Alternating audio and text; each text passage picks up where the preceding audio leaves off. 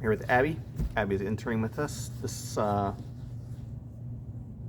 winter, fall, whatever, spring, some point, as part of her CAPS program. So we're going to be going over some sound basics, and we're going to be talking about the soundboard.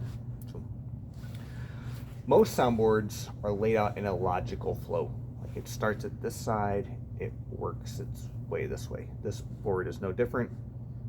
The higher boards you get into, like in the control room and in the worship center, it's even more obvious. Like on the screen, it says, you know, this is the first things. So think of it like a, like anything else you're doing. Like there are logical steps to doing something. When you go get in your car, the first thing you do is, you know, put in the key, put on your seatbelt. You know, the first thing you do is not like put in reverse. You know? No. There are logical steps to the soundboard, just like there's logical steps to doing anything else. All right. So the first. Now we're not going to talk about like the back end, like cabling, routing. Who cares? One, it's boring. Two, in our environment, typically the technical director sets that up during the week, so you don't. Some places you'll go, they're going to be like, oh, you need to know how it gets from the stage to the amp room to the rack to the, you know, I don't care that you know that. The first thing that you're going to need to know is when it hits the board, it comes in to either the gain, or some people call it the preamp. So the first thing it hits in the signal chain is preamp or gain. That on the board here. So this flow for this board is kind of like this. So it's preamp, high pass, EQ, gate, compressor, pan, and then out. Okay, so it's kind of, and the other boards, it's similar. All right, so what is gain? Videos from MixU. So some of these questions I'm going to ask her, and she may or may not know them, and that's okay because they may or may not have covered them.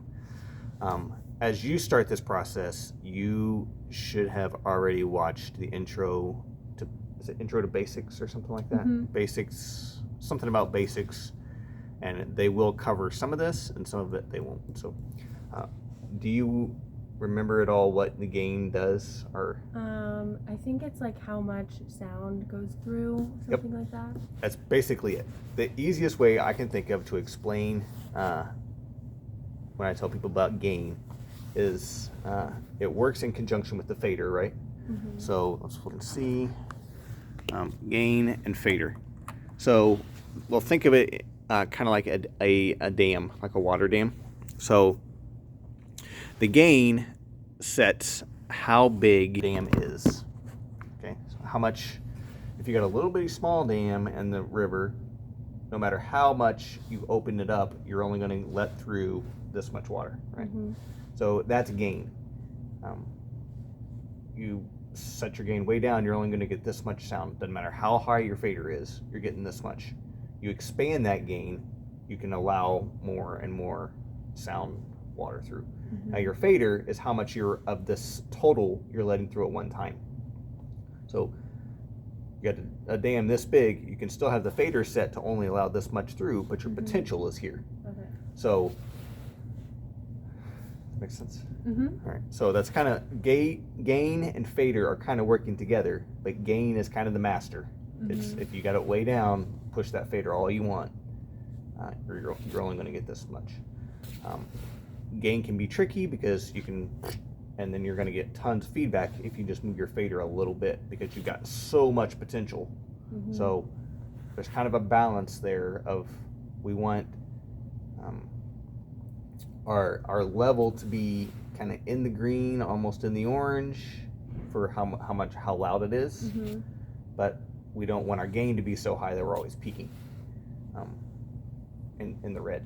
So this is not a great example of a board because there's only 3, but you got signal, then you've got 0. So for this board, we would want most things to be hitting the 0, and then we don't want things to be in the red or peaking.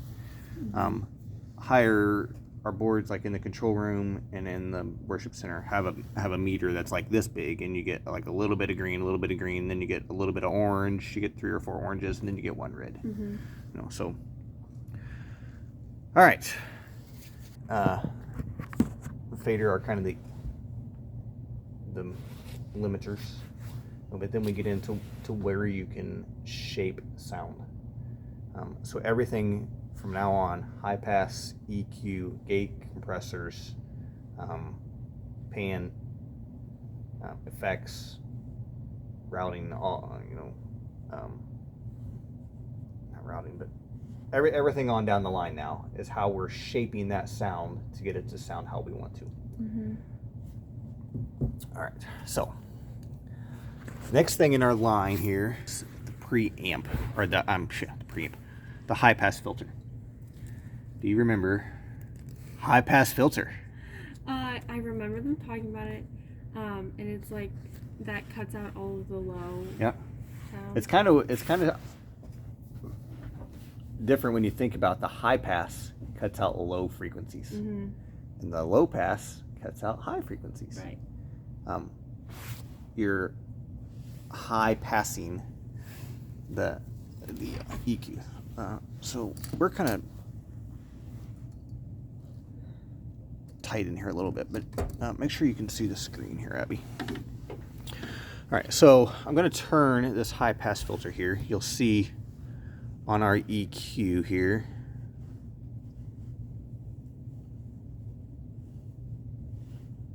Is there a way to make that bigger?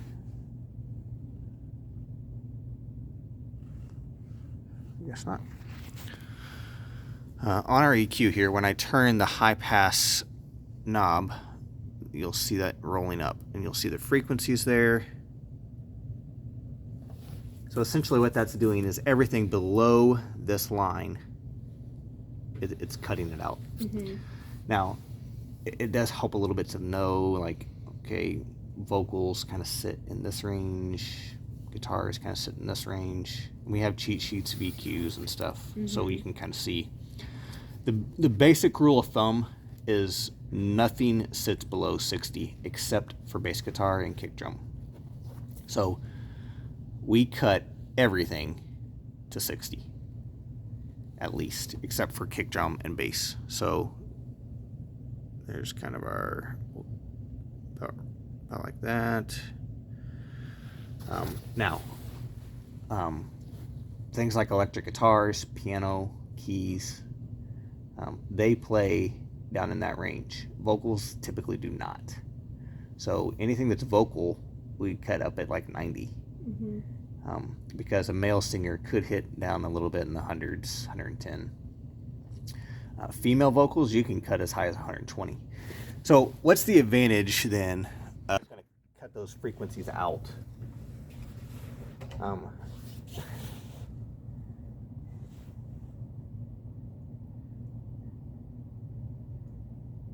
One of the things I like to say is, does Grandma notice the difference?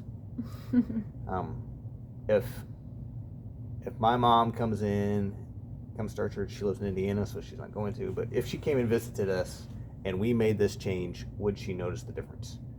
If you do that on if you forget to on one microphone, roll up your high pass, Grandma's probably not going to notice. But a cumulative effect of cutting out all the little noise, little junk, little bit of rumble you would get from all those microphones starts to make a difference. So does one of them matter? No. Do all of them as a whole make a difference? Yeah. Is it like drastic? Is your mix going to be terrible if you forget? No, but it's little changes that add up, right? Mm-hmm. All right, so that is high pass. We're going to come back to EQ. Let's talk about gate. So, do you remember? I'm going to turn that on. Do you remember gate? I thought it was like also kind of how much sound goes through, but like in a different way. I don't know. So, yes, and right. Gate is almost. Let's go back to our water dam analogy. Mm-hmm. Gate is almost like the keeper of the water. Okay? So imagine your lake is getting fuller and fuller and fuller and fuller, but the gate is holding it back. When it reaches this level, then the dam opens and lets the water through. Okay. So same with sound. Gate says until the sound volume reaches this level, don't let anything through. So has to be at least this loud, then sound can start passing through it. So let's look at our gate here. Here's our threshold. So our threshold right now is 52 dB. So anything that is below 52 dB, it doesn't allow it through. So I'm going to go ahead and turn this microphone on.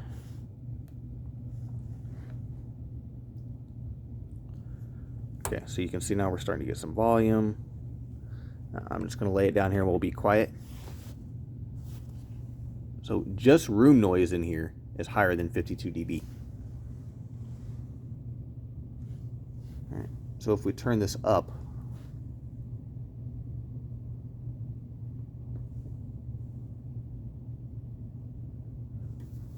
so you can see that red line there. That's the gate. The gate is engaged. No sound is getting through there. So if we're listening here in the room, nothing gets through. Check. But the second I get above 31, like no noise, no noise. Does that make sense? Making sense? Okay. All right, there are a couple of parameters with this. Obviously, this threshold is how high the sound has to get. The depth is how much sound we're cutting out if the gate is working. So if we get that more, if we're going to cut, I mean, it's more sound that's cut out. Technically, if the gate is engaged at all, there's no sound. Where this depth matters is when the gate comes on, when the gate opens and closes. Like when the gate closes, how much do you really want to close it? How long? That's what all this stuff does. How long do you want to hold the gate open? That's our hold. Once the gate opens, after the sound drops below 31 again, it's going to hold it open for 184 milliseconds. So what that does is if a speaker is talking and then he takes a breath, and then so it's it's not going to cut that out. It's going to keep that gate open even though I'm still talking. That makes sense? What you'll be able to hear if we make this really short. Let's turn all this down.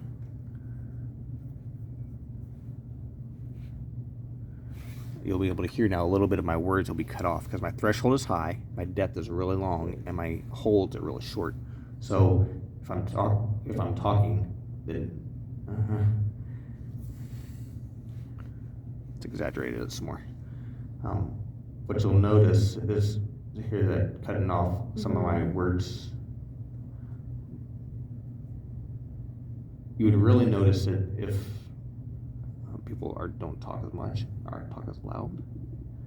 Like, okay, I want to really emphasize this point here. Okay, now really listen to me in this point here. So you can hear it cutting off because the gate is so aggressive. Sorry. The gate is so aggressive that not everything I say is coming through, especially if I'm holding it off a little bit. Then I really got to talk. I mean, if I'm holding off the mic a little bit and then I come up, so gate can be great. All right, so let's talk about how we use it. Okay, so we would use this a lot for things like this, cutting depth. Or I mean, cutting stuff that's sitting on the shelf. When vocal mic.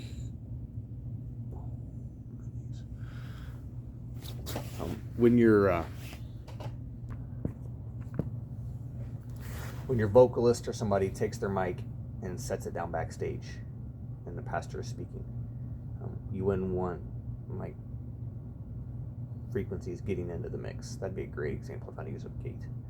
On the other hand, we also use it for things like drums, and we set it really high so that when you're playing the snare, the tom mic isn't open and on. So we set those gates really high, so you have to hit that drum for that mic to work. Then we can cut out bleed from all the other stuff. So gates are, they can clean it up, but it's not, we're never going to be mixing with a gate. Essentially, it's you want to set that gate, you want it to get in the right spot, and you want to leave it alone. Okay. All right, let's move on to compressor. Do you remember compressors at all? Not really. Compressors are tough. They can make you or break you. Great. Probably less so than EQ, but like if your compressor is off, you'll notice. All right, how do we want to talk about compressors? I guess let's stick with our water dam analogy. All right, so a compressor says the water is flowing through,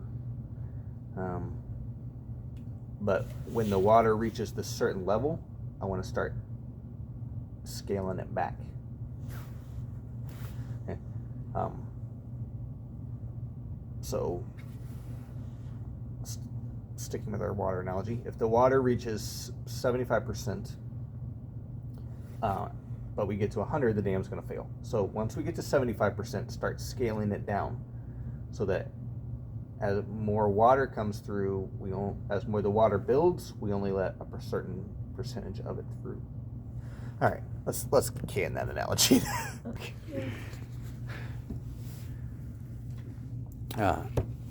In compressors, much like gates, we have a threshold, right?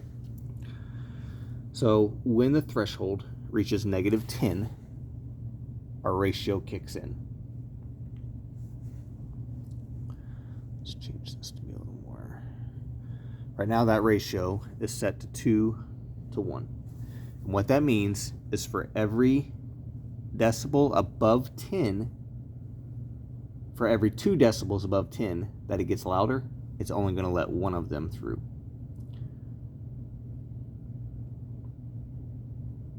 Yep. Okay. Okay. So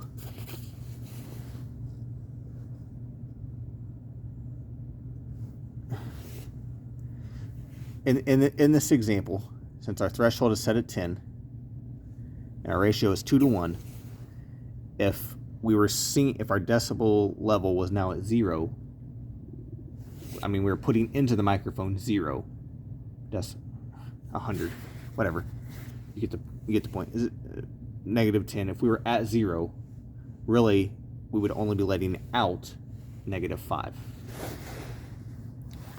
Okay. So this is what's coming in. This is the ratio we're going to compress it, and it's going to put out this number. Okay. So this is like, once again, we're talking about things in line, right? So we're coming in, our decibel is -10, but we want to, when I say -10, does that make sense here? So these are negative numbers. Then we get to the 0 threshold, and then we start going positive numbers. Yeah. Okay. Excuse me. So when we get to -10, we keep going up.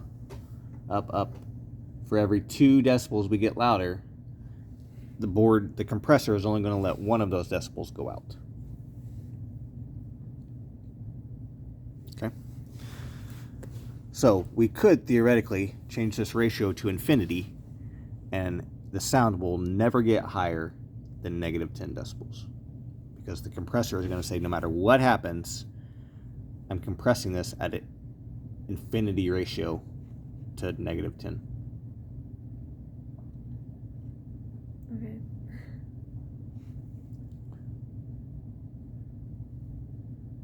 All right. Let's talk about this a little bit. You seem like this one's not making a ton of sense. No, it makes sense. I just think I need to see how you would use it. Okay. So you want to see how we're using it, or you want me to explain how we're using it? Both. It may be a little easier to explain than to show. What we do with the compressor is we say we want to push certain things really loud, and then we want to compress them really hard so that it gets to this loudness level, but then we don't let it really above that. Mm-hmm. So what we'll do is we'll take especially the lead vocal and we'll push it really loud, but then squash it down so that while he's leading, there's not a lot of change in his his perceived loudness. Mm-hmm. So that when he's quiet, we've got him cranked loud enough that he's still heard above the band.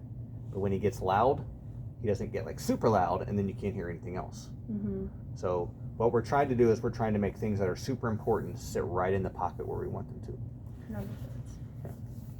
So there's one more thing on here we need to talk about, and that's gain. So gain says before you hit -10, bring it up this much. So everything across the board is brought up 2 decibels. Right now we've got it set at 2. That way the quiet parts are a little bit louder. Mm-hmm. The louder parts we've squashed down so that that vocal just sits in this range, and we can keep squashing that until we want it to be like his variance is this much versus his vocal range is this much. Mm-hmm. That way the lead vocal always sits on top of the band. That make sense? Yes. Okay. Let's see if we can demonstrate it. I don't know if we'll be able to here because. All right. So what I'm going to do is I'm going to put our threshold super low. Turn our gain off. Turn our threshold way down. All right. So you can hear here. You can hear here. Right now, you might hold this phone. Just gonna things happen. I've turned our threshold way up. We're not compressing any. You'll see this red, just like the gate. You'll see that red start to knock in as we start to compress. Mm-hmm.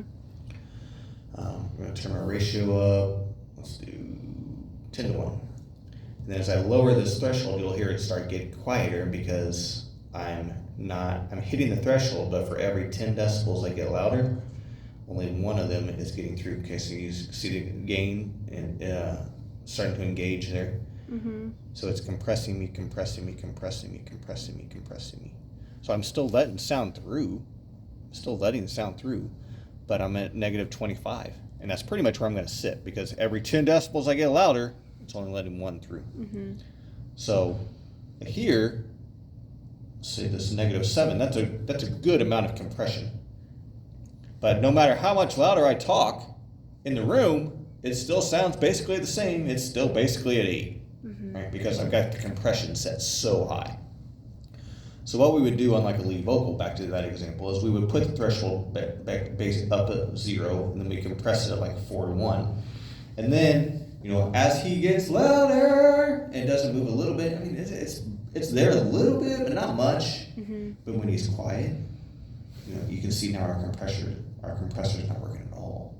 But because we've got his gain so far up, even when he's quiet, it sounds good in the room. But then when he gets louder, even though I'm louder here in the room, it's basically the same volume because the compressor kicked in and held him at basically the same level.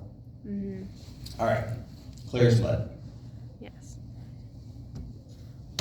Thanks. We did not talk about the makeup gain. I didn't show you that button, but I already kind of explained what it does. There's 2 more buttons on there, your attack, and which is basically backward, kind of like the same thing as gate. How quickly does the compressor start working once it hits that level? That's your attack. Mm-hmm. Release is when you drop below the threshold level, how quickly does the compressor go back to its default state? All right. All of those things so far that we've talked about, high pass, gate, compressor, are almost a get it where you like it and leave it. Set it during rehearsal. Not a ton of stuff needs to be done.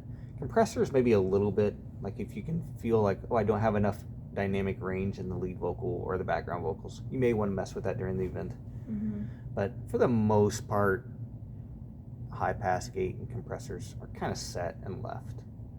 EQ is where you get the most noticeable change to the congregation and where you need the most flexibility. Do you want to take a crack at explaining EQ? I don't know how to explain it, but like I understand kind of what it does Yeah. and like what Okay. it is, but Okay, so I don't know what's how it to do? explain it. I know it just like changes the sound and it changes like the volume of like certain parts of the sound. Yeah, the volume of certain frequencies. Yeah, Mhm. that's pretty much it. You nailed it right There you there. go. So, you're essentially what we would use it for is shaping a sound to fit what is natural. The idea would be get this room, people who are sitting over there on the other side, for it to sound as like we're sitting here together, right? Mhm. My voice to sound natural. So, hi there. Hi. So, Is it okay if I practice the organ? can you give us a few minutes? Sure. Thank you. Let's EQ here. All of our boards have a sweepable frequency. Okay, so what that means is any of these knobs, there's no high. They're labeled low frequency, low mid, high frequency. But because they're sweepable, any one of these can be anywhere on the spectrum. Mhm. Okay. So let's just look at an example. Darn it, why did I turn that off? Can you hold that again? Let's just look at an example here. I'm going to turn the low frequency way up.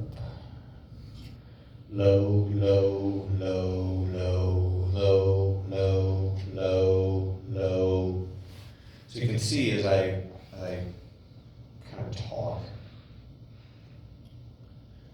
Oh, I didn't turn it on. That'll make a difference. Low, low, low, low, low, low, low, low, low, low, low, low. So you can hear that low frequency now is greatly exaggerated. Mhm. Right? But the same thing would happen if we cut it out. You know, check 1, 2. I hope you can hear that on the cell phone. If not, you can pair of headphones. So that is shaping. Obviously, we're never going to do anything that drastic. But what we can do is we can set things to be